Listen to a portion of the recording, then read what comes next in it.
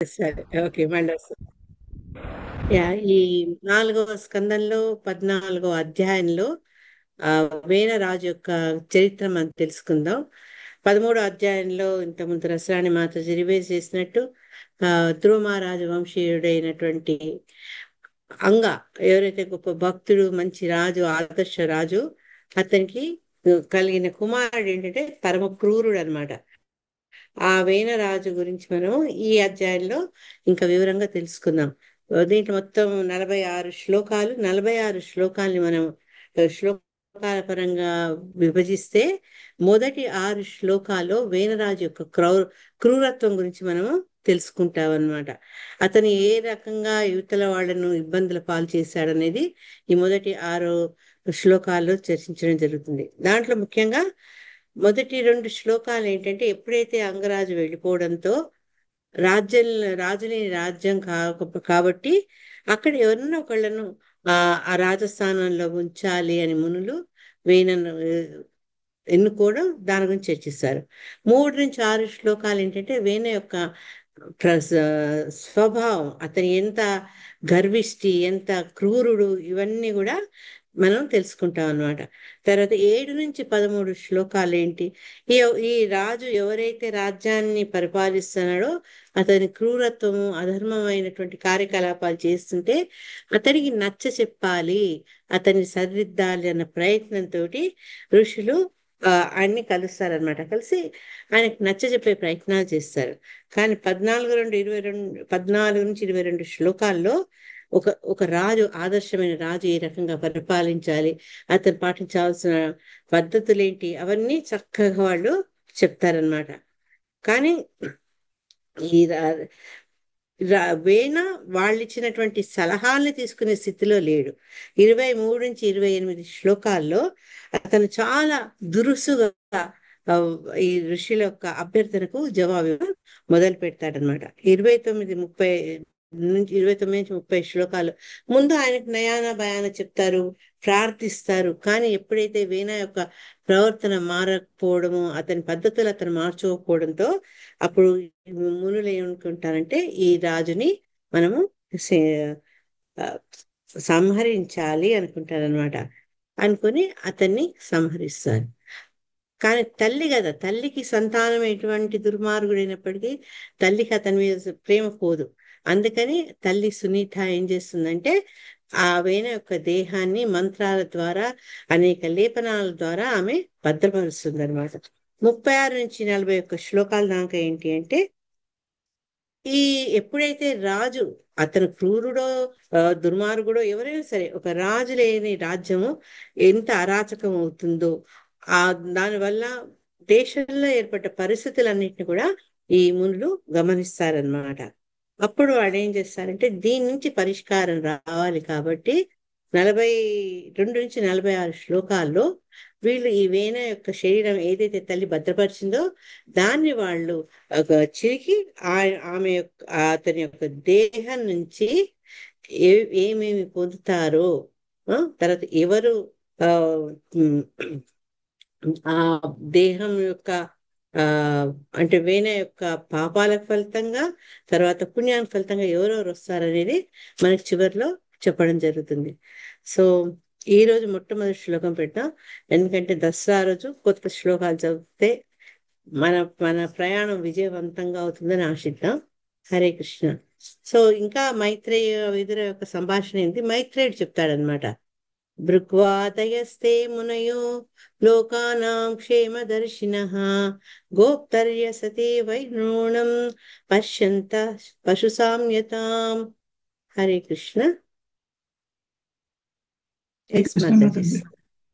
హరే కృష్ణ. మైత్రేయ ఉవాచ ఋగ్వాదయస్తే మునయో లోకానాం క్షేమదర్శినః గోప్తర్య సతి వై నృణాం పశ్యంతః పశుసామ్యతాం. మైత్రేయ ముని ఇట్లు పలికెను: ఓ వీర విదుర, భృగు మొదలగు మునులు ఎల్లప్పుడూ జనకల్యాణము గురించే తలపోయిచుందురు. అంగమహారాజు అభావమున ప్రజల హితమును పరిరక్షించు వారు ఎవ్వరూ లేకపోవటను కాంచినంతటా వారు పాలకుడు లేని ప్రజలు స్వతంత్రులు క్రమరహితులు కాగలరని అవగతము చేసుకునేది. Hare Krishna. Thank you. Thanks Mataji. So ఇక్కడ విదురుడితో మైత్రేయుడు ఏం చెప్తున్నాడంటే, దృగ్వాదయస్సే మునయో, భృగువు మొదలైనటువంటి మునులు ఏంటంటే వాళ్ళు ఎప్పుడూ జనహితాన్ని కోరుతుంటారు, జన కళ్యాణాన్ని కోరుతుంటారు అనమాట. అటువంటి వాళ్ళు ఎప్పుడైతే అంగమహారాజు ఆ రాజ్యాన్ని వదిలి వెళ్ళిపోయాడో అప్పుడు ఆ దేశంలో ఉన్న పరిస్థితులను వాళ్ళు గమనించారనమాట.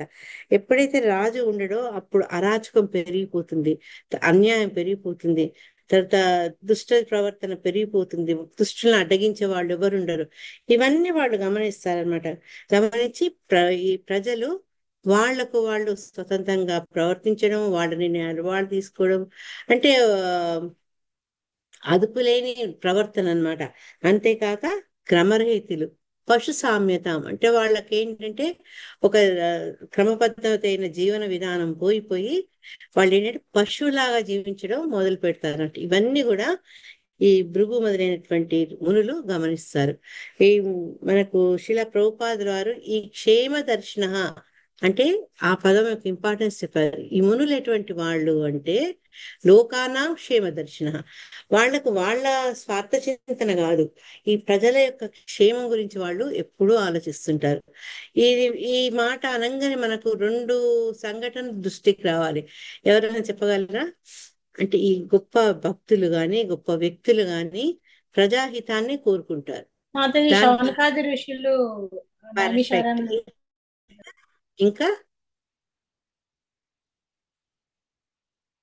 కంటిన్యూ దీంట్లోనే వస్తుంది, భాగవతంలోనే వస్తుంది. ఇంకోటి వ్యాస భగవానుడు, వ్యాస భగవానుడు కూడా ఆయన కూడా ఏంటి కలియుగంలో జరగబోయే ఎనామలీస్, అంటే ఆ ఈ కలియుగంలో ఉండే ఇటువంటి కల్లోలాలు ఎలా నివారించాలి అని ఆయన చింతతోటి తిరుగుతూ ఉంటే అప్పుడు నారదులు వారు వస్తారు. కరెక్టేనా?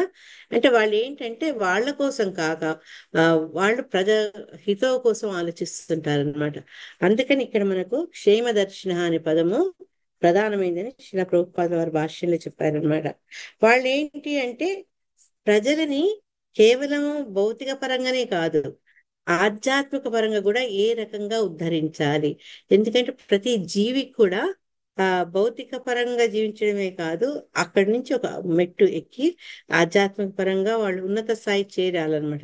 ఎట్లయితే మనం కేజీ ఫస్ట్ స్టాండర్డ్ లోనే ఉన్నాం కదా, ఒక్కొక్క ఒక్కొక్క తరగతి పెంచుకుంటూ వెళ్తాం. అదే రకంగా ఒక వ్యక్తి ఈ భౌతిక ప్రపంచంలోకి వచ్చినటువంటి ప్రతి వ్యక్తి కూడా ఏంటంటే క్రమక్రమంగా ఆధ్యాత్మిక స్థాయికి చేరాలి. ఆ రకంగా వాళ్ళకు ఆధ్యాత్మిక స్థాయి చేరేందుకు ఏం చెయ్యాలి అని ఈ ప్రజాహితులైనటువంటి క్షేమ దర్శనులైనటువంటి ఋషులు ఆలోచిస్తుంటారనమాట. దీంట్లో ఒక చక్కటి అదేంటంటే 1 సెకండ్.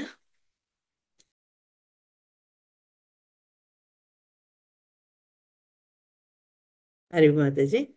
మూడు రకాలైనటువంటి ఈ ఆలోచనలు ఈ భృగు మహర్షికి వచ్చాయని చెప్తుంటారనమాట.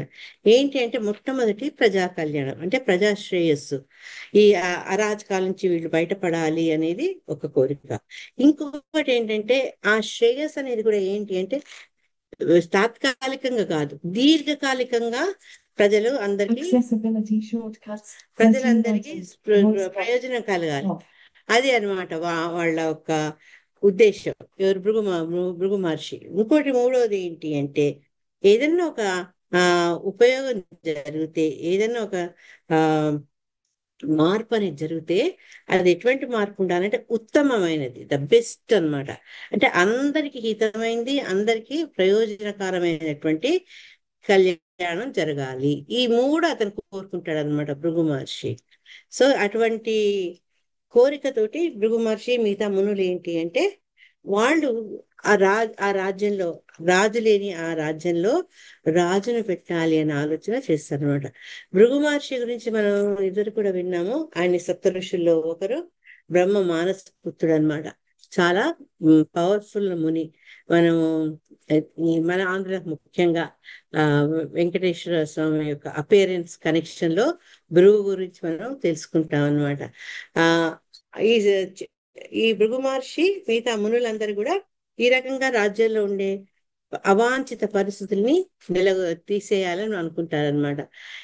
ఈ మునులు ఏంటి అంటే మాకెందుకు అని తపస్సు చేసుకుంటూ ఒక వనాల్లో ఉండేవాళ్లే కాదు, వాళ్ళు ఏంటంటే సర్వజన సంక్షేమానికి రాజులకు తగినటువంటి సలహాలు ఇచ్చేవాళ్ళు అనమాట. వాళ్ళు ఇచ్చినటువంటి సలహాలను రాజు తూచా తప్పకుండా అమలు పరిచి తద్వారా తన రాజ్యాన్ని పాలిస్తూ ప్రజల్ని తన సొంత బిడ్డల్లాగా వాళ్ళ సంక్షేమానికి అతను పాటుపడేవాడు అనమాట. అయితే అంగరాజు లాంటి గొప్ప వ్యక్తి ఆయన నిష్క్రమించినాక ఆ రకంగా పెద్దల మాట మునుల ఆదేశాలను పాటించే రాజులు లేకపోయారు అని చెప్తున్నారు అనమాట. ఎప్పుడైతే ఈ రకంగా వాళ్ళు ఇచ్చే సలహాలను పాటించని వ్యక్తులు కరువైనందువల్ల ఏంటి అంటే ఒక డిసిప్లిన్ అనేది పోయింది. పౌరులందరూ ఏంటంటే అవిధేయులు. వాళ్ళు ఒక కట్టుబాట్లకు లొంగకుండా వ్యతిరేకంగా వాళ్ళ ప్రవర్తన వాళ్ళు మొదలుపెట్టి దానివల్ల ఏంటంటే పశు సమానంగా వాళ్ళు జీవిస్తున్నారు అనమాట. శ్రీల ప్రభుపాద మనకి ఏం చెప్పారంటే ఈ 4 వర్ణాలు చాతుర్వర్ణ్యం మయాసృష్టం గుణ కర్మ విభాగశం. దీంట్లో ఏంటి అంటే మన యొక్క గుణాల బట్టి మనం చేసే కర్మల బట్టి 4 వర్ణాలని భగవంతుడు సృష్టించాడు. కానీ ఇప్పుడు ఏం జరిగింది అంటే ఆ 4 ఎందుకు సృష్టించాడంటే ఎవరికి కేటాయించినటువంటి ఆ వర్ణాల్లో వాళ్ళు వాళ్ళ విధుల్ని నిర్వర్తిస్తూ ఇక్కడ ఆశ్రమం గురించి చెప్పట్లేదు నేను, వర్ణాలలో వాళ్ళ వర్ణానికి తగినటువంటి విధులను వాళ్ళు నిర్వర్తిస్తూ మెల్లగా ఆధ్యాత్మికంగా ముందుకు వెళ్ళే అవకాశాన్ని భగవంతుడి విధానం ద్వారా మనకు కలిగించారు. కానీ ఆ ఇప్పుడేమైంది అంటే ఈ నవీన మోడర్న్ డేస్ లో ఏవైతే బ్రాహ్మణులు మేధా వర్గము, పాలక వర్గం, క్షత్రియులు, వ్యాపార వర్గం, లేకుంటే వ్యవసాయం చేసేవాళ్ళు, వైశ్యులు, తర్వాత శ్రామిక వర్గం, ఇది ఎక్కడైనా నువ్వు ఇండియాలో చూసుకో, అమెరికాలో చూసుకో, పేర్లు వేరు కానీ ఈ 4 రకాల వ్యక్తులు ఒక సమాజంలో ఉండాల్సిందే. కొందరు టీచింగ్ లో ఉంటారు, కొందరు అడ్మినిస్ట్రేషన్ లో ఉంటారు, కొందరు బిజినెస్ లో ఉంటారు. మోస్ట్ ఆఫ్ మనం ఎక్కువ మంది శ్రామిక పీపుల్ గా ఉంటాం, వర్కింగ్ క్లాస్ గా ఉంటాం. అది ప్రతి సమాజంలో ఉండాల్సిందే. కానీ మనం ఏంటంటే ఈ ఆధునికత పేరు మీద, గత డెమోక్రసీ పేరు మీద మనం ఆ పూర్వం ఉన్నటువంటి ఆ విధానాన్ని పాటించకపోవడం వల్ల ఏమైంది అంటే శూద్రులు ఎవరైతే ఈ పాలనకు కానీ ఆ తర్వాత సలహాలు ఇచ్చేందుకు కానీ తగినటువంటి అర్హత లేరో వాళ్ళు ఈ ఎన్నికల్లో ఓట్ల ద్వారా ఎన్నుకోబడుతున్నారు అని చెప్తున్నారు అనమాట. కానీ వాళ్ళకి ఈ ఎలక్షన్స్ ద్వారా వాళ్ళు ఉన్నత పదవులు పొందినప్పటికీ కూడా ప్రజలకి మార్గదర్శకం చేసే ఆ శక్తి వాళ్ళలో లేకపోయింది అనమాట. అందుకని శిల ప్రభుపాద చివరి చక్కటి పదంతో ఏం చేశారు, జ్ఞానముల చరమలక్ష్మి అంటే మన మన మానవ జీవితానికి చరమలక్ష్యం భగవంతుని భక్తి చేయడం, భగవంతుని ఆరాధించడం. అది తెలియదు అనమాట వాళ్లకు. ఎందుకంటే దానికి తగినటువంటి అధ్యయనం కానీ తర్వాత ప్రాక్టీస్ కానీ వాళ్ళు ఇన్ని రోజులు చేయలేదు. ఓట్ల పుణ్యమా అని వాళ్ళు ఉన్నత స్థానాలకు వచ్చారు, రాజులయ్యారు, అధికారులయ్యారు. కానీ వాళ్ళకి ఈ విషయం పట్ల సరైన అవగాహన లేకపోవడం వల్ల వాళ్ళు చేసే పాలనలో, వాళ్ళు ఏర్పరిచే చట్టాల్లో ఈ రకమైనటువంటి సత్కార్యాలకు తగినటువంటి తావు లేకుండా అయిపోతుంది అనమాట. దానివల్ల ఎవరు చూసినా ఒక రకమైనటువంటి అసంతృప్తితో ఉన్నారు. మనం భగవత్ కార్యాలు చేయాలన్నా ఓపెన్ గా కూడా భయపడేటట్టుగా ఉన్నారు. ఎందుకంటే పాలకులకు సరైన అవగాహన లేకపోవడము, మతపరమైన ఆధ్యాత్మికపరమైన విషయాల్లో కూడా రాజకీయాలు చోటు చేసుకోవడం వల్ల ఏమవుతుంది అంటే ఎవరు కూడా సంతోషంగా లేకుండా ఉన్నారనమాట. అది ప్రస్తుత సమాజంలో మనం అందరం గమనిస్తుంది. 2వ శ్లోకంలో ఈ మూనులందరూ ఇప్పుడు రాజు లేనందువల్ల ఏం చేయాలి, ఈ వేనాను ఆయన మరి రాకుమారుడు కదా, ఆయన్ని రాజు చేయాలి అనే విషయాన్ని వాళ్ళు నిశ్చయించుకున్నారు అనమాట. నిశ్చయించుకొని తల్లితోటి సంప్రదిస్తారు. తల్లి సంతోషంగానే ఒప్పుకుంటుంది. పుత్రుడు రాజు అవుతాడు అంటే తల్లికి ఇష్టం ఉండదు. కానీ మంత్రులకు మటుకు అందులో వాళ్ళకి అంగీకారం ఉండదు. ఎందుకు అంగీకారం ఉండదు అంటే మనం ఒకసారి వెనుక పోయి చూసుకుందాం. ముందు శ్లోకం చదివి మళ్ళీ దాని గురించి చర్చించుకుందాం. వీరమాతరమాహూయ సునీతా బ్రహ్మవాదినః ప్రకృత్య సమ్మతం వేనం అభ్యసించన్ పతిం భువః. హరే కృష్ణ. హరే కృష్ణ మాత చదవాల. నిజరూపిణి మాతాజీ నెక్స్ట్ శ్లోకం చదవండి, పద్మాక్షి మాతాజీ చదువుతారు. Okay, thank you. Hare Krishna. Hare Krishna. చదవండి పద్మజ. హరే కృష్ణ. వీరమాతరమాహూయ मातरमाहूय सुनिधां ब्रह्मवादिनः प्रकृत्या सम्मतं वेनम् అభ్యసించన్ పతిం భువః. పిమ్మట మునులు రాణియగు సునీధను ఆహ్వానించి ఆమె అనుమతితో వేణుని భూపతిగా చేసిరి. కానీ మంత్రులు దానికి ఏమాత్రము సమ్మతింపకుండే. Thank you. Hare Krishna. Thank you. మునులు కూడా ఏకపక్ష నిర్ణయం తీసుకోకుండా రాజమాత అంగుని యొక్క పత్ని అయినటువంటి సునీతను ఆమెను ఆహ్వానించే సంప్రదింపుల్లో తర్వాత ఆమె యొక్క అంగీకారంతో ఆ వేణాను రాజుగా చేయాలి అని భావిస్తారు, చేస్తారు కూడా. కానీ మంత్రులకు ఆ విషయం పట్ల ఎటువంటి సమ్మతి ఉండదు. ఎందుకంటే మనం ఇదివరకు ఇంతకుముందు మాతాజీ కూడా రివిజన్ లో చెప్పారు, చాలా క్రూరుడు వేణ. అతను అనవసరంగా జంతువుల్ని హింసించడము, జంతువులనే కాదు తన సహచరులను కూడా జంతువులాగా సంహరించడం, అకారణంగా అందరిని హింసించడం, అంటే అంత హింసా ప్రవృత్తి కలిగిన వ్యక్తి రాజు అవ్వడం మంత్రులకు సమ్మతం కాలేదన్నమాట. కానీ మరి వాళ్ళు ఏం చేయలేకపోతారన్నమాట. ఎందుకు వీళ్ళందరికీ అతని పట్ల అంత ఒక రకమైనటువంటి ఆసక్తి లేకపోవడము, అతనంటే ఇష్టం లేకపోవడము అనే విషయాన్ని మనకు 3వ శ్లోకంలో మళ్ళీ ఒకసారి అతని స్వభావం చెప్పుకుంటూ, అటువంటి స్వభావం ఉన్న వేణ చూసి ఎవరు భయపడ్డారని ఈ శ్లోకంలో చెప్తారు. శ్రుత్వానుపాసనగతం వేనం అతి ఉగ్ర శాసనం నిర్యుద్ధస్య వః సత్య సర్పత్రస్తా ఇవాఖవః. హరే కృష్ణ. ఎస్ సార్, విచారపడి మాతాజీ చదవండి. హరే కృష్ణ. హరే కృష్ణ. ధృత్వానుపాసరణతం ఏనమత్యుగ్రశాసనం నిర్యుధ్యస్తవః సద్యః సర్పాత్రస్తా ఇవాఖవః. అనువాద భాషం శిలప్రపాత్కి జై. వేణుడు ఉగ్రమైన వాడు, క్రూరుడు అనేది విషయం తెలిసినదే. అందువలన అతడు పట్టాభిషిక్తుడైనాడని వినినంతనే దొంగలు దుర్మార్గులు మిగుల భీతి చెంది ఎలుకలు సర్పముల కంటబడక తాగడి రీతి ఎక్కడి వారు అక్కడ దాగుకొనిరి. హరే కృష్ణ. హరే కృష్ణ. థ్యాంక్స్ అమ్మా. ఇక్కడ ఏంటంటే వేణ చాలా ఫేమస్ అతని యొక్క దుష్ప్రవర్తనకు.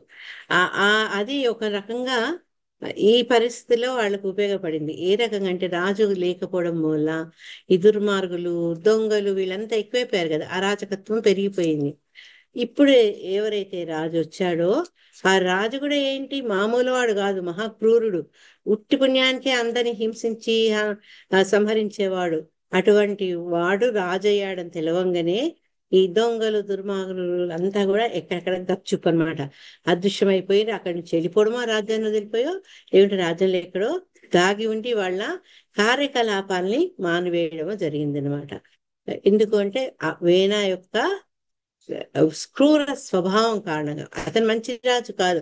2 రకాల పరిస్థితులు ఉంటాయి. ఒకటి, రాజు సమర్థవంతుడైతే, రాజు ఒక సత్ప్రవర్తన ఉండి అతను ప్రజాక్షేమం కోసం ఇటువంటి ఎక్కడికక్కడ అరాచకాల్ని అరికట్టేవాడు. మనం పరీక్షిత్ గురించి చదువుకున్నాము, తర్వాత పాండవుల యొక్క పాలన గురించి చదువుకున్నాం. అక్కడ అటువంటి చోట్ల ఏంటంటే రాజులు సమర్థవంతులు, తర్వాత శక్తివంతులు. అందువల్ల వాళ్ళు అరాచక శక్తులు ఎక్కడ పెరగనివ్వలేదు. కానీ ఇక్కడ ఏంటంటే ఇతను మంచి రాజు కాకపోయినప్పటికీ ఆయన క్రూర స్వభావం మూలంగా మిగతా వాళ్ళందరూ చాలా జాగ్రత్తగా అతని చేత చిక్కకుండా జాగ్రత్త పడ్డారు. ఇక్కడ చక్కటి ఉదాహరణ మనకు ఈ శ్లోకంలో చెప్పేది ఏంటంటే, ఎలుకలు సర్పముల కంటబడక దాగిడి రీతి. ఎందుకంటే వాటి సర్పం ముందుకు పోతే అవి ఆహారం అయిపోతాయి. అదే రకంగా వీణ యొక్క కంట్లో పడి వాళ్ళ చర్యలు కనుక వీణకు తెలిస్తే ఆ శిక్ష చాలా కఠినంగా ఉంటుందని తెలుసుకున్నారు. కాబట్టి వాళ్ళు ఎక్కడికక్కడ వాళ్ళ కార్యకలాపాలకు ఫుల్ స్టాప్ పెట్టి దాక్కున్నారు అనమాట.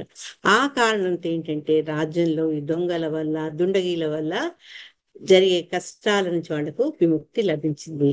అతని క్రూరత్వం ఈ రకంగా వీళ్ళకు ఉపయోగపడింది అనమాట.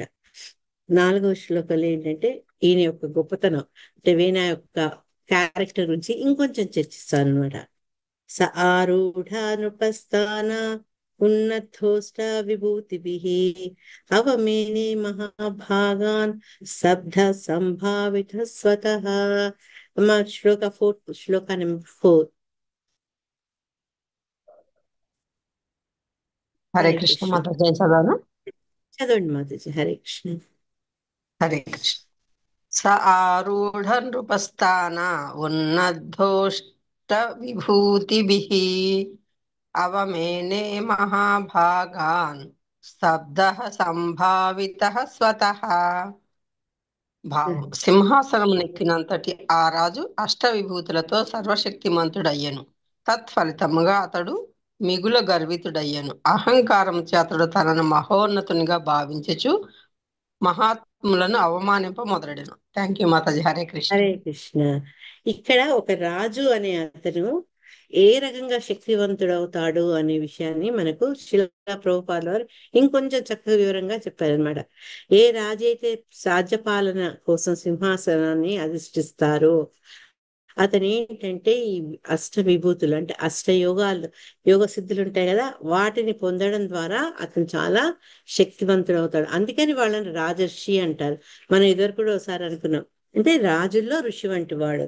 ఆ యోగాల వల్ల ఆ యోగ సిద్ధులు పొందినవాడు కాబట్టి అతను ఎంతో సామర్థ్యవంతంగా రాజ్యాన్ని పరిపాలించేవాడు. అదే విషయాన్ని శిలా ప్రభుపాద చెప్తున్నారు. అయితే ఇక్కడ ఏంటి అంటే ఆ ఈ రాజుకు ఎటువంటి అర్హతలు లేవు, అష్ట విభూతులు లేవు ఆయనకు. కానీ తనకు తనే చాలా గొప్పవాడిని అనుకొని ఇతరులను, ముఖ్యంగా గొప్ప వ్యక్తుల్ని, మహాత్ముల్ని అవమానించడం వీణ మొదలుపెట్టాడు. కానీ అతనికి ఉండే ఈ అష్ట విభూతుల్లో వల్ల వచ్చే శక్తి అతనిలో లేదు. శిలా ప్రభుపాదుల వారు ఏం చెప్పారు అంటే, యోగ సాధన వల్ల ఆ రాజులు పూర్వకాలంలో ఎవరైతే గొప్ప గొప్ప రాజులు ఉన్నారో యోగ సాధన వల్ల ఈ అష్ట విభూతుల్ని వాళ్ళు, అష్టైశ్వర్యాలు, అష్ట విభూతుల్ని వాళ్ళు పొందుండేవాళ్ళు అనమాట. అందుకనే వాళ్ళని రాజర్షులు అంటారు అని శిలా ప్రభుపాద చెప్తూ, వాళ్ళు ఋషుల్లాగా ఈ తపస్సు తపోధనాన్ని పెంచుకున్న వాళ్ళు అదే సమయంలో వాళ్ళు రాజ్య భారాన్ని కూడా చేస్తున్నారు కాబట్టి రాజర్షులుగా వాళ్ళు చెప్తారనమాట. వాళ్లకు ఈ యోగ సిద్ధిలో మనం చదువుకున్నాం కదా, ఒక చిన్న అన్నిట్లో చిన్నగా సూక్ష్మం అవడము, లేకుంటే అన్నిటికంటే పెద్దగా అవడము, తలచినంత మాత్రాన్ని వేరే ప్రదేశానికి వెళ్ళడము, దూరంగా ఉన్న వాటినైనా వాళ్ళు పొందగలగడం, ఈ రకంగా అష్టసిద్ధులన్నీ ఉంటాయి కదా. ఏది కోరుకుంటే అది వాళ్ళు సాధ్యం చేసుకునే శక్తి వాళ్లకు, ఈ రాజర్షులకు ఉండేదన్నమాట. దానివల్ల వాళ్ళకుండే ఈ శక్తియుక్తులతోటి శత్రువుల్ని కూడా వాళ్ళు స్వాధీనం చేసుకునేవాళ్ళు, రాజ్యాన్ని పటిష్టంగా పరిపాలించేవాళ్ళు అనమాట. దీనివల్ల ఏంటంటే రాజ్యంలో ఉండే ప్రజల్ని సురక్షితంగా ఉంచి శత్రువుల్ని సంహరించి, లేకుంటే వాళ్ళ మీద వాళ్ళ శత్రువుల్ని హస్తగతం చేసుకునే శక్తి ఈ రాజర్షులకు వచ్చేదనమాట.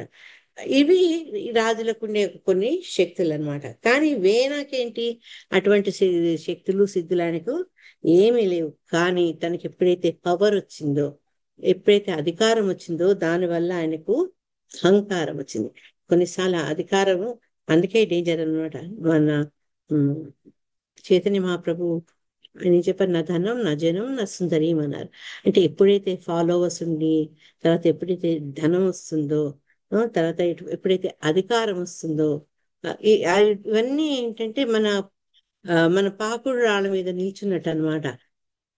ఇతనికి ఏంటంటే ఆ వచ్చిన అధికారం చూసి అతను గర్వించాడు అనమాట. ఇంకోటి ఆలోచన లేదు, ఒక మూర్ఖుడు అతను. అటువంటి వాడు ఏంటంటే తన సరైనటువంటి ఆలోచన లేదు కాబట్టి గర్వంతో అతనికి ఉన్న అధికారాన్ని అతను దుర్వినియోగం పరిచేశాడు అనమాట. ఒక అర్హత లేని వాడికి చేతికి రాజ్యం ఇస్తే ఎలా ఉంటుంది, అతను ఏ రకంగా పరిపాలించి ప్రజల పీడ కారణమవుతాడు అనే దానికి వేణ అనే రాజు చాలా చక్కటి ఉదాహరణ అనమాట మనకు చరిత్రలో చూస్తుంటే. ఈ అధికారం వల్ల అతను ఏంటంటే మహాత్ముల్ని కూడా అవమానించడం మొదలు పెడతాడనమాట. ఎందుకంటే అతనికి ఏది సరి అయిందో ఏది తప్పో విచక్షణ లేకపోవడం వల్ల, ఆ అధికారం అనే ఆ మదం వల్ల అతను అవమానించడం మొదలు పెడతాడనమాట. ఇక్కడ అదే ఆ మదం అన్న మాటకు మళ్ళీ కంటిన్యూషన్ ఇక్కడ వచ్చింది. ఏవం మదాంధ ఉత్సిక్తో నిరంకుశ ఇవ ద్విపః పర్యటన్ రథమాస్థాయ కంపయన్నివరోదసి. హరే కృష్ణ. హరే కృష్ణ. నాగమణి మాత చదవండి. హరే కృష్ణ. ఏవం మదాంధ ఉత్సిక్తో నిరంకుశ ఇవ ద్విపః పర్యటన్ రథమాస్థాయ కంపయన్నివరోదసి. ఐశ్వర్యంచే కన్నుగానని వేణుడు రథమునెక్కి అంకుశము లేనట్టి ఏనుగు వలె రాజ్యమంతటను పర్యటించుచు హెచ్చరికేగినను భూమి ఆకాశములను కంపింపజేశాను. హరే కృష్ణ. హరే కృష్ణ. ఇది వీణ యొక్క క్యారెక్టర్, స్వభావం అవుతుంది అనమాట. ఆ వచ్చిన అధికారంతో ఉన్న ఐశ్వర్యంతో ఏంటంటే అతను ఏది సరైంది ఏది కాదనే విషయాన్ని విచక్షణ లేక కన్నుగానని అంటే ఆయనకి ఏం కనపడట్లేదు అనమాట. కనపడట్లేదంటే అందుడని కాదు, వీటిని లెక్క చేయని మనస్తత్వం అతనికి వచ్చి అతను ఏంటంటే రాజ్యమంతటా ఆ రథం మీద ప్రయాణించేవాడు. ఆ ప్రయాణం చేసినప్పుడు ఏమని చెప్పారు అంటే మదించిన ఏనుగులాగా, అంటే అంకుశం కంట్రోల్ ఏం లేకుండా ఏనుగు ఇష్టం వచ్చినట్టు వెళ్ళి ఏ రకంగా అరాచకాన్ని సృష్టిస్తుందో, ఆ ప్రజలకు తర్వాత ఆస్తులకు ఎట్లయితే భంగం కలిగిస్తుందో, రక్షణ కోల్పోయే అవకాశాలు ఉంటాయి. అదే రకంగా ఈ వేణ కూడా రథం ఎక్కి రాజ్యమంతా పర్యటిస్తూ ఎక్కడికి పోయినా కూడా భూమి ఆకాశాలు కంపించేవాడంటే అతని ప్రవర్తన ద్వారా అటువంటి వాతావరణతను సృష్టించేవాడు అనమాట. అందరూ భయపడిపోయేవాళ్ళు. వేణా వస్తున్నాడంటే కంపించిపోయేవాడు భయంతో. దొంగలు దుర్మార్గులే కాదు, సాధారణ ప్రజలు కూడా. ఎందుకంటే అతను తన యొక్క రాజ్య అధికారంతో, తన యొక్క అహంకారంతో ప్రజల్ని ఇబ్బందుల పాలు గురి చేసేవాడు అనమాట. సో ఇది ఇప్పటిదాకా మనం వేరే ఒక గొప్ప క్యారెక్టర్స్ తెలుసుకున్నాం. రేపు మిగతా చదువుకున్నాం. అయితే ఈ 5 శ్లోకాల్లో మనం ఫస్ట్ చెప్పుకుంది ఏంటి అంటే భగవంతుని యొక్క రాజు యొక్క పాలన అది ఏ రకంగా ఉండాలి, తర్వాత దుష్ట రాజు వల్ల ఎటువంటి ప్రాబ్లమ్స్ వస్తాయి, తర్వాత శ్లోకాలు నేర్చుకున్నాం. అంత దుష్టుడైనప్పటికీ వీణను ఎందుకు రాజు చేయాల్సి వచ్చింది, ఆ విషయాన్ని కూడా మనం చర్చించుకున్నాం అనమాట. అయితే ఈ మన ప్రజా కళ్యాణం అని ఇప్పుడు మునులు ఏ రకంగా అయితే భృగు మహర్షి వాళ్ళు తలుచుకున్నారో ఆ ప్రజల యొక్క హితం కూడా ఎట్లా ఉండాలంటే శాశ్వతంగా ఉండాలి, అన్నిట్లో ఉన్నతమైంది. అంటే మనం ఎప్పుడైనా ఏదన్నా సంకల్పం చేస్తే మనం బెస్ట్ కోసం ఆలోచించాలి. ఏదో పర్వాలేదులని సర్దుకోక్కర్లేదు. మనం అన్నిట్లో ఉన్నతమైన ఆశయాన్ని పొందేందుకు మనం ప్రయత్నించాలి. దానికోసం మనం ఆశించాలి. తర్వాత దానికోసం మనం సాధన చేయాలి. ప్రస్తుత కాలంలో మనకు గవర్నమెంట్ ద్వారా లేకుంటే ప్రజాస్వామ్యం ద్వారా మన ఆధ్యాత్మిక జీవనానికి సరైనటువంటి పరిస్థితులు లేనప్పటికీ కూడా మనం చేయాల్సింది ఏంటంటే, అది మన ఆచారం మనకు చెప్పేది, ఎప్పుడూ జపం చేయమని, నామ సంకీర్తనం చేయమని. ఇవి ఎవరు మన నుంచి తీసుకోలేరు. కొన్ని ప్రదేశాల్లో వాటి కూడా ఇబ్బందులు కలుగుతున్నాయి. మనం బంగ్లాదేశ్ చూసాం, ఇండియాలో చూసినాం. రీసెంట్ చెప్పారు కెనడాలో రథయాత్ర అవుతుంటే ఎవరు దాని మీద గుడ్లు వేసేయడము. తర్వాత అమెరికాలో కూడా కొన్ని పరిస్థితులు చూస్తున్నాం. దీనికి ఏంటంటే ప్రజల్లో ఉండేటువంటి ఆ మత సహనం అనేది కోల్పోవడము, తర్వాత రాజకీయాలు, వీటన్నిటి కారణం ఏంటింది. కానీ మనం ఏంటంటే ముఖ్యంగా భక్తుల్లాగా మనం చేయాల్సిన పని ఏంటంటే మన జపానికి ముఖ్యమైన ప్రాధాన్యత ఇవ్వాలి. తర్వాత ఎప్పుడైతే జపం చేస్తూ సంకీర్తన చేస్తుంటామో 10 మందిని ఆహ్వానించడం ద్వారా మన జన కళ్యాణం చేస్తుంటాం. నువ్వు ఒక చోట కూర్చొని జపం చేసుకుంటే అది నీ మటుకే శ్రేయస్సు కలిగిస్తుంది. కానీ ఎప్పుడైతే సంకీర్తన ద్వారా, ఒక కాంగ్రిగేషనల్ చాంటింగ్ ద్వారా, తర్వాత టెంపుల్ సండే ప్రోగ్రామ్స్ లో మనం పాల్గొనడం ద్వారా, ఈ రకమైనటువంటి చర్యల ద్వారా ఒక భక్తుడు లోక కళ్యాణం చేసేవాడు అవుతాడనమాట. అంటే అభక్తుడు కూడా ఎప్పుడైతే ఇటువంటి పరిస్థితుల్లో అతను ఎంటర్ అవుతాడో క్రమక్రమంగా అందరిని చూసి అతను కూడా ఆకర్షితుడు అవుతాడు. మరి శిలా ప్రభుపాదుల వారు అమెరికాలో ఎవరికి తెలియని ఈ కృష్ణ కాన్షియస్నెస్, ఈ చైతన్యాన్ని అని ఎలా ప్రవేశపెట్టారు అంటే ఒకళ్ళు తర్వాత ఇంకొకళ్ళు, వాళ్ళకి ఏమీ తెలియదు. కృష్ణుడు అంటే ఎవరో తెలియదు, జపం అంటే ఏంటో తెలియదు, భగవద్గీత భాగవతం అంటే ఎంతో మందికి తెలియదు.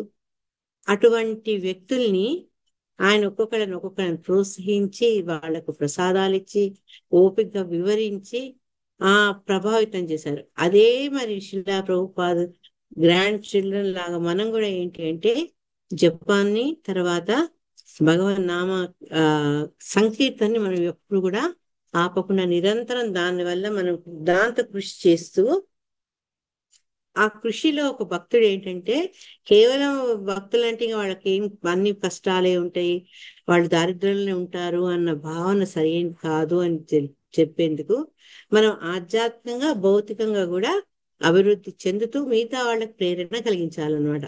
అది మనం దాన్ని మనం ఏంటంటే క్షేమదర్శిన భృగు మహర్షిలో ఉన్నటువంటి ఉన్నతమైన భావం మనం కూడా యాజ్ అ డివోటీస్ గా మనం దాన్ని ప్రదర్శించవచ్చు అనమాట.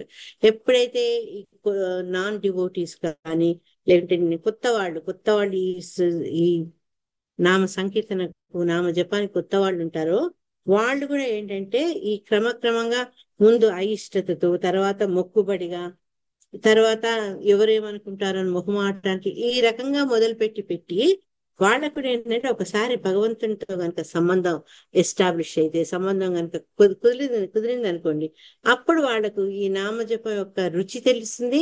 తర్వాత మన భౌతిక జీవితంలో, దైనందిక జీవితంలో ఉండే భయాలు పోతాయి వాళ్లకు. తర్వాత ఎప్పుడైతే భయం అన్నది పోతుందో మనం కోల్పోయేది ఏమీ లేదు. అందుకని ధైర్యంతో ముందుకు వెళ్ళి మనం అనుకునేది సాధించే అవకాశం కూడా మనకు లభిస్తుంది అనమాట. సో ఎప్పుడైతే మనం అనుకునేది సాధిస్తుంటామో క్రమక్రమంగా ఈ భౌతికత్వం నుంచి మనం కొంచెం కొంచెం ఒక్కొక్క అడుగు ముందుకు వెళ్ళిపోతూ ఆధ్యాత్మికత వైపు మనం ఇంకా పురోగమనం చెందుతాం అనమాట. సో భృగు మహర్షి ఒక్కడే కాదు, మనందరం కూడా క్షేమ దర్శనంలాగా శిలా ప్రభుపాదని ఆదర్శంగా తీసుకొని ఈ నామ సంకీర్తన చేస్తూ కొత్త వాళ్ళకి ప్రోత్సాహం ఇస్తూ వాళ్ళతో పాటు మనం చేస్తూ ముందుకు వెళ్దాం. హరే కృష్ణ. సో ఈ వీణ అయిపోయింది. వీణ ఎటువంటి రాజో మనకు తెలుసు, కానీ రామచంద్రుడు అటువంటి రాజు ఇంకెవరు లేరు. రామచంద్రుడు ఎంత ఆదర్శవంతమైన రాజు అంటే రామాయణంలో చెప్తారు, ఆయన కాలంలో ఎటువంటి అవాంఛిత సంఘటనలు ఉండకపోయేదట, విధి వైపరీత్యాలు ఉండకపోయేదట. తర్వాత అది తల్లిదండ్రులు కానీ సంతానాన్ని వాళ్ళు బతికుండగా కోల్పోయిన పరిస్థితులు కానీ, స్త్రీలకు వైధవ్యం కానీ ఏమి ఉండకపోయేదట. అంత గొప్ప పాలన కాబట్టే రామరాజ్యం అని చెప్తాం అనమాట. అటువంటి గొప్ప రాజు భగవంతుడు రాముని తలుచుకుంటే, ఎందుకంటే విజయదశమిలో శ్రీరామచంద్రుడు రావణాసురుణ్ణి జయించిన రోజు కాబట్టి మనం ఈ నవరాత్రులు అయిపోయి విజయదశమి సందర్భంలో ఒకసారి రాముని తలుచుకుంటూ 2-3 శ్లోకాలు చదువుకుందాం. తర్వాత చిన్న మంగళ శాసనం చెప్పుకుంటూ క్లోజ్ చేద్దాం. ఎవరైనా ఒక 5 minutes రాముడి గురించి చెప్పదలుచుకుంటే మాట్లాడదలుచుకుంటే మాట్లాడండి. జస్ట్ నేను ఒక్కటి అంటే సంక్షేమ రామాయణం అని ఇప్పుడు ఎట్లయితే మనం చతుశ్లోకి భగవద్గీత, చతుశ్లోకి భాగవతం చెప్తారో, ఈ రామాయణ మొట్టమొదటి కాండలో ఇది వస్తుంది అనమాట, సంక్షేప రామాయణం. అది చదివినాక మంగళంలో ఏం చెప్తారు అంటే, హనుమత్ సమవేతాయ హరీషాభిష్టదాయనే వాలి ప్రమదనాయాస్తు మహాధీరాయ మంగళం. హనుమంతుడితో కూడి ఉన్నట్టు సుగ్రీవుని అభీష్టము ఒసిగినట్టు, వాలిని సంహరించినట్టు మిక్కిలి ధైర్యశాలి అయిన శ్రీరామచంద్రుడికి మంగళం. శ్రీమతే రఘువీరాయ సేతులంగత సింధవే చితరాక్షస రాజాయ రణధీరాయ మంగళం. సేతువును కట్టి సాగరమును దాటిన వాడు, రాక్షస రాజగు రావణుని జయించిన వాడు, యుద్ధమున ధీరుడు రఘువంశ వీరుడు అయినటువంటి సీతతో కూడిన శ్రీరామచంద్రునికి మంగళం. ఆసాచ నగరీం దివ్యాభిషక్తయా తీతయా రాజాధిరాజరాజాయ రామభద్రాయ మంగళం. ఆసాచ నగరీం దివ్యాభిషక్తయా సీతయా రాజాధిరాజరాజాయ రామభద్రాయ మంగళం. దివ్యమగు అయోధ్యాపురమునకు చేరి సీతాదేవితో పట్టాభిషక్తుడై సకల రాజులకును సార్వభౌముడై వెలుగుచున్న శ్రీరామచంద్రునికి మంగళం. ఇంకా ఆయన అయోధ్యకు వెళ్ళలేదు. ఈ రావణ సంహారం అయింది.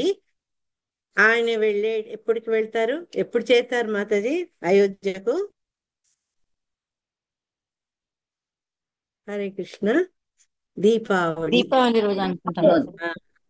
దీపావళికి వెళ్తారు. అందుకే రాముల వారి ఆగమనాన్ని, ఆయన యొక్క విజయాన్ని ఉత్సవం చేసుకుంటూ ప్రజలు వీధుల్లో అంత దీపాలు అలంకరించి ఆయనకు ఆహ్వానం పలుకుతారు అనమాట.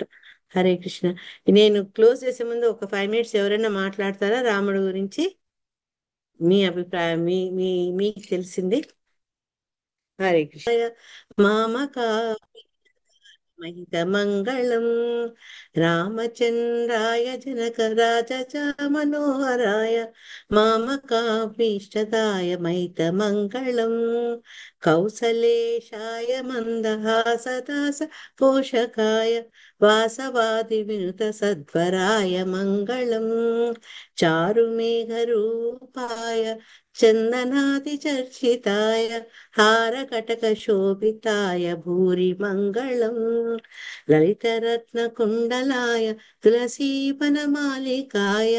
జలసత్సుదేహాయ చారు మంగళం దేవకీ సుపుత్రాయ దేవదేవతోత్తమాయ భావజా గురువరాయ భవ్యమంగళం పుండరీకాక్షాయ పూర్ణచంద్రవదనాయ అండజావాహనాయ అతుల మంగళం విమల రూపాయ వివిధ వేదాంత వేద్యాయ సుముఖ చిత్త కామితాయ శుభ మంగళం రామదాస మృదుల హృదయ తామరస నివాసాయ స్వామి భద్రగిరివరాయ సర్వమంగళం స్వామి భద్రగిరివరాయ సర్వమంగళం సర్వమంగళం.